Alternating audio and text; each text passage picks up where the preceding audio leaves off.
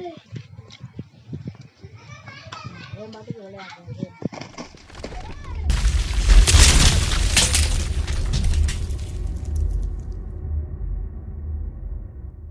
நண்பர்களே, இன்றைக்கி பார்த்தீங்கன்னா நாட்டுக்கோழி குழம்பு எப்படி செய்கிறது வீட்டில் இருந்தபடி.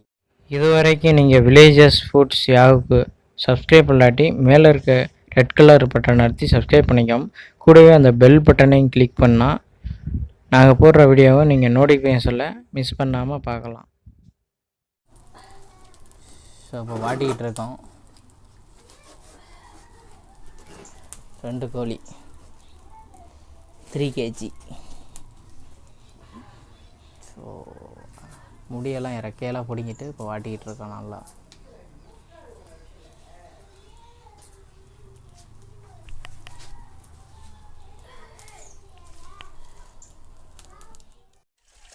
ஓகே நண்பர்களே, இப்போ வந்து நல்லா வாட்டியாச்சு, முடியெல்லாம் நல்லா வாட்டியாச்சு.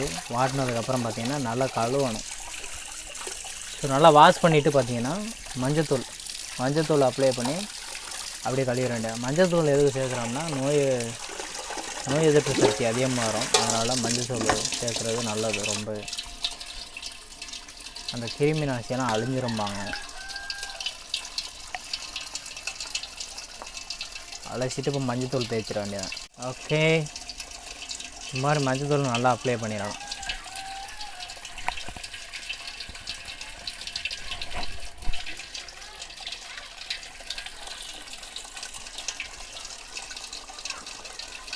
இது கிராமத்து முறை, ஈஸியாக இந்த மாதிரி தான் பண்ணுவாங்க கிராமத்துலலாம் பார்த்திங்கன்னா. மஞ்சத்தூள் போட்டால் தான் அதோட தனி குணமே இருக்குது. 2 கோழியுமே மஞ்சத்தூள் போட்டு நல்லா அலசுகிறோம் நம்ம.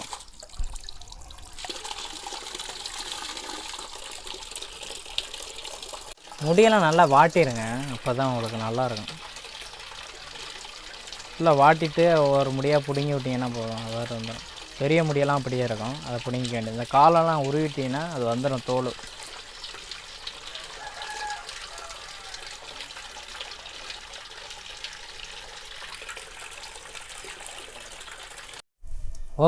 ஓகே நண்பர்களே, இப்போ பார்த்திங்கன்னா நல்லா அலசிட்டோம். ஸோ மஞ்சத்தூள்லாம் நல்லா போட்டு நல்லா கழுவியாச்சு. இப்போ நம்ம சட்டியில் படுத்து போட்டுற வேண்டியதான் 2 தலை. அடுத்து கட் பண்ண தொடங்கிட வேண்டியதான்.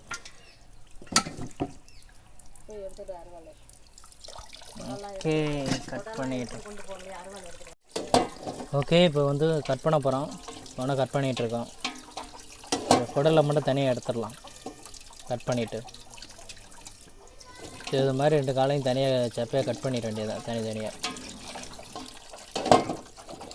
தனித்தனியாக கட் பண்ணிட்டோம்னா ஈஸியாக இருக்கும் உங்களுக்கு துண்டாக போடுறது. இங்கே ஒரு கோழி இருக்குது. ஸோ நாட்டுக்கோழி தான் உடம்புக்கு நல்லது.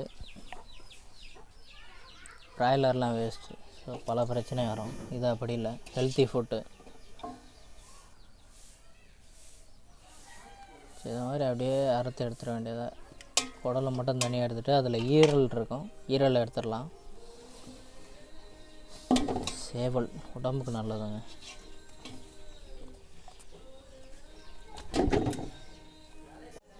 ஓகே, இப்போ பார்த்திங்கன்னா அதில் ஒரு பித்தப்பைன்னு சொல்லி இருக்கும். அதை வந்து நம்ம உடச்சி விடக்கூடாது. உடச்சி விட்டிங்கன்னா கசக்க ஆரம்பிச்சிடும். இந்த ஈரல் மட்டும் தனியாக எடுத்து ஈரலோட சேர்ந்து வரும், பித்தப்பை சொல்லுவாங்க.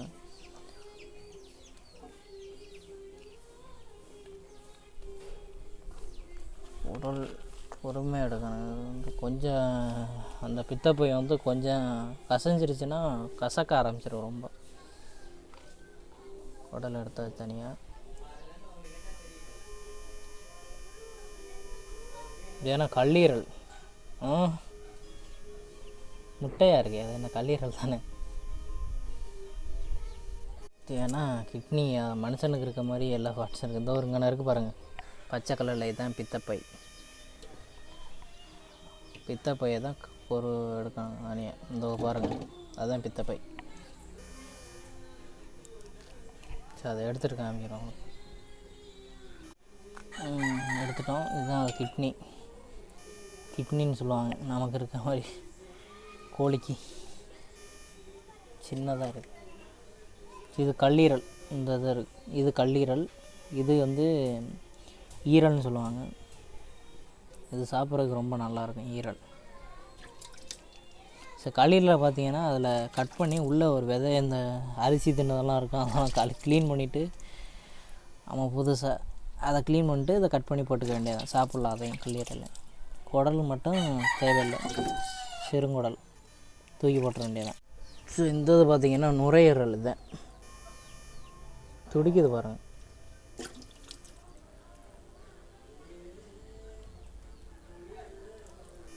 லைட்டாக துடிச்சு.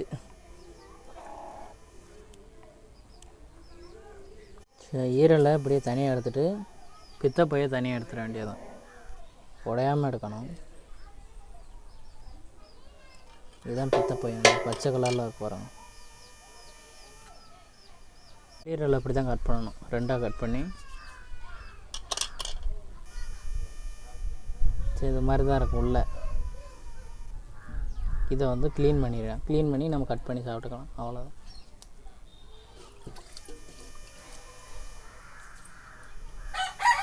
இதுதான் இந்த இது.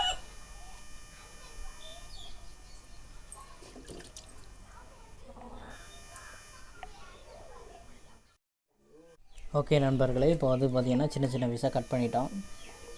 ஃபுல்லாகவே கட் பண்ணியாச்சு. அடுத்து குழம்பு வைக்கிறது தான்.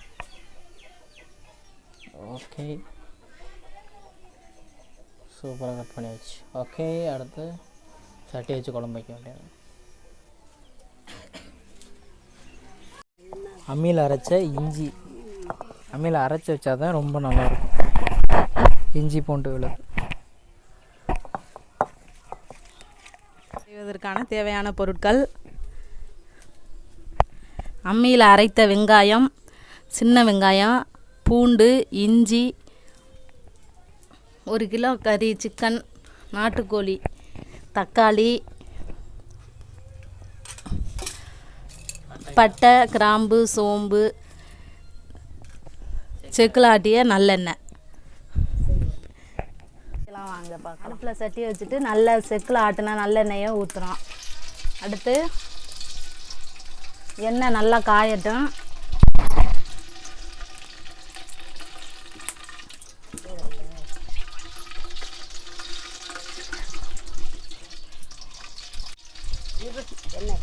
நல்லா காஞ்சிருச்சு. இப்போ பட்டை, சோம்பு, எல்லாம் போட்டுருவோம் தாளிக்க.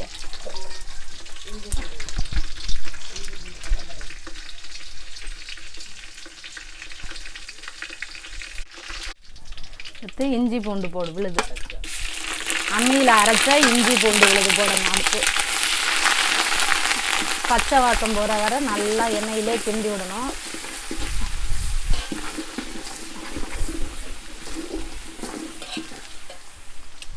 அடுத்து சின்ன வெங்காயம்,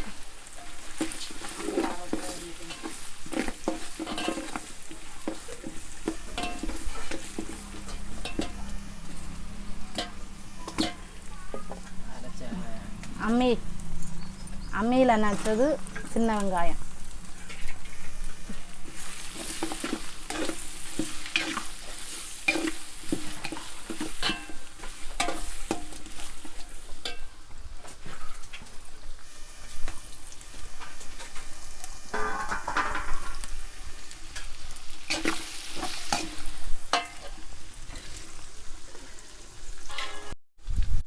வெங்காயம் நல்லா வதங்கிருச்சு. அடுத்து தக்காளி போடுவோம்.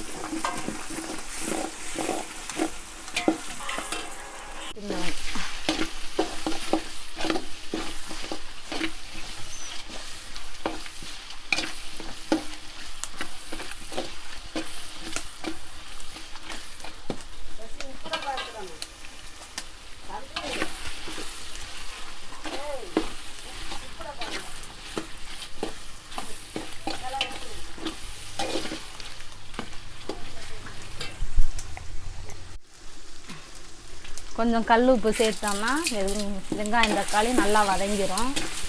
தக்காளி நல்லா கரைகிறதுக்கு கல் உப்பு போட்டு சேர்க்குறோம்.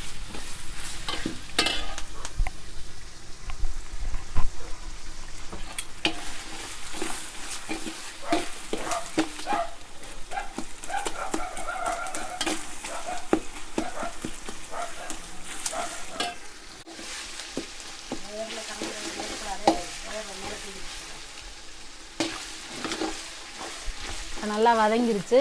அடுத்து சிக்கனை சேர்ப்போம். நாட்டுக்கோழி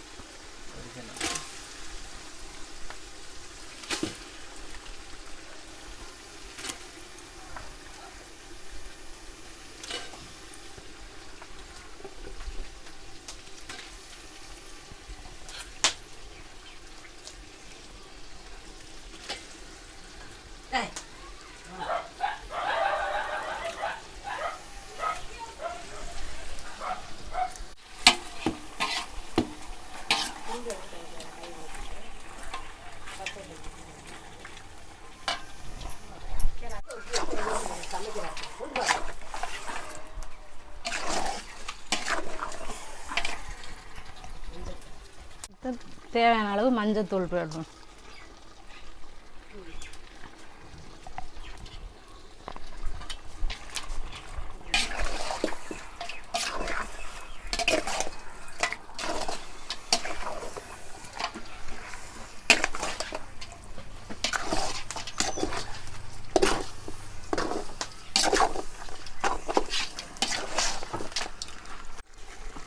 கொஞ்ச நேரம் அப்படியே வேகட்டும்.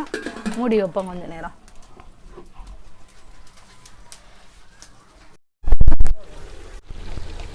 இப்போ பொடி போடுவோம். வீட்டில் அரைச்ச மிளகாய் பொடி எல்லாமே கலந்தது. வீட்டில் அரைச்ச குழம்பு பொடி தான்.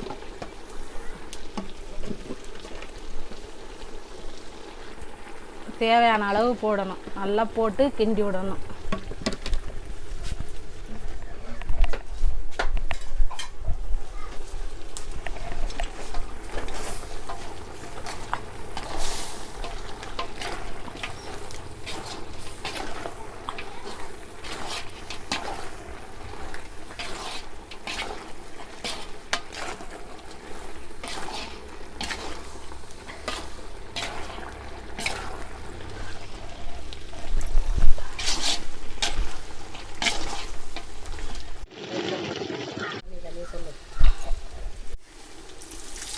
இப்போ வீட்டில் அரிசி களைஞ்ச தண்ணி இதை சேர்த்து குழம்பு வச்சோன்னா நல்லது, சத்து நிறைந்தது. அதனால தான் அந்த தண்ணியை சேர்க்குறோம்.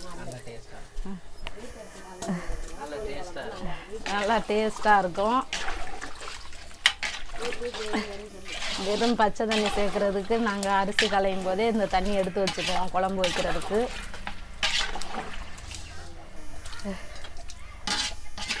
இப்போ தண்ணி சேர்த்துட்டோம். தேவையான அளவு தண்ணி சேர்த்து குழம்ப கொதிக்க விடணும். அவ்வளோதான்.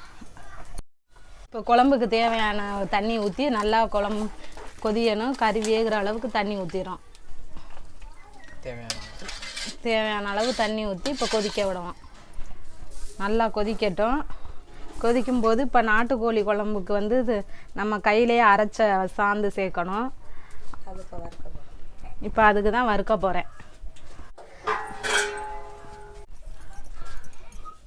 இப்போ கடாயில் கொஞ்சமாக நல்லெண்ணெய் விட்டுக்கணும்.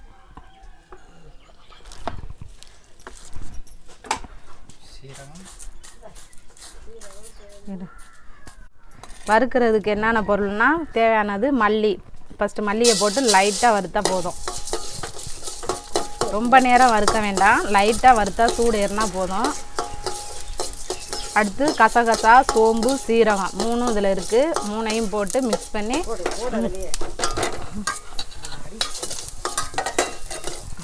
இப்போ எல்லாமே சேர்த்து கொஞ்சம் லைட்டாக வறுத்தா போதும்.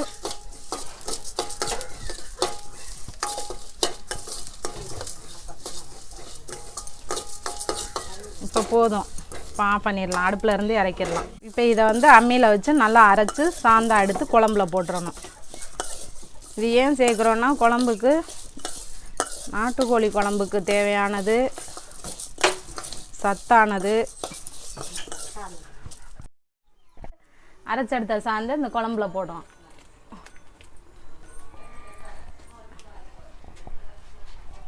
நல்லா கிண்டி விடணும்.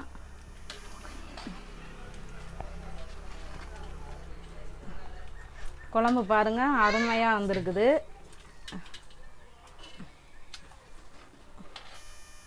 ஒரு கொஞ்ச நேரம் கொதியட்டும். கொதிஞ்ச உடனே இறக்கிடலாம் குழம்ப. நாட்டுக்கோழி குழம்பு தயார். வாங்க சாப்பிடலாம்.